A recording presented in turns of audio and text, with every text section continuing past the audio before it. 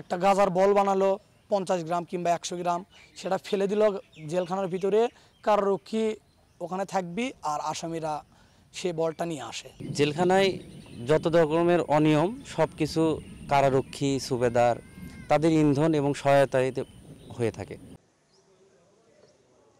২ হাজতের একজন ১৭টি রাজনৈতিক মামলার আসামি সর্বশেষ চলতি বছর জাতীয় নির্বাচনের সময় ১.৫ মাস কারাগারে থাকার পর জামিনে মুক্তি পান। অপরজন পারিবারিক একটি মামলায় গত ঈদুল ফিতরের আগে ১ মাস কারাভোগ শেষে জামিনে বের হন।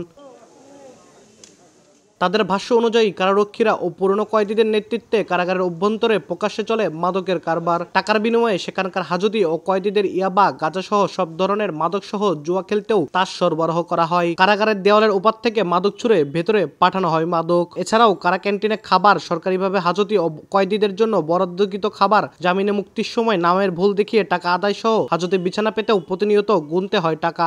নগদের কাছে সব গ্রাহকই প্রিয়, তাই তো সারা দেশে ক্যাশ আউট চার্জ সবচেয়ে কম।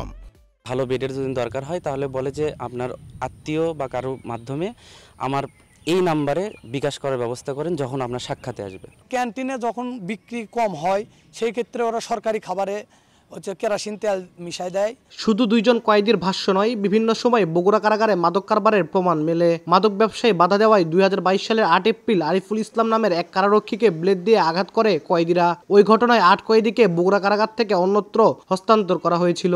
1 বছর আগে গাজাসহ এক কারারক্ষীকে গ্রেপ্তার করেছিল পুলিশ। কারা ব্যবস্থাকে আরো জোরদার এবং ঢেলে সাজানোর জন্য আমরা জোর দাবি জানাই। এই বিষয়ে জানতে চাইলে কারা কর্তৃপক্ষ ক্যামেরার সামনে কথা বলতে রাজি হয়নি। তবে জেলা প্রশাসন বলছে আসামি পালানো থেকে শুরু করে সব বিষয়ে তদন্তের পর নেওয়া হবে ব্যবস্থা। নতুন একটা কারাগার শহরের বাইরে একটা কোথাও যদি করে দিতে পারে তাহলে আমি মনে করি এই সমস্যাগুলো সলভ হয়ে যাবে। এদিকে বগুড়া কারাগার থেকে ফাঁসির দণ্ডপ্রাপ্ত 4 কয়েদি পালানোর চেষ্টার ঘটনায় জেলা প্রশাসন, কারা কর্তৃপক্ষ ও স্বরাষ্ট্র মন্ত্রণালয়ের সুরক্ষা বিভাগ আলাদা আলাদা তদন্ত কমিটি গঠন করেছে। আব্দুল আউয়াল, সময় সংবাদ, বগুড়া।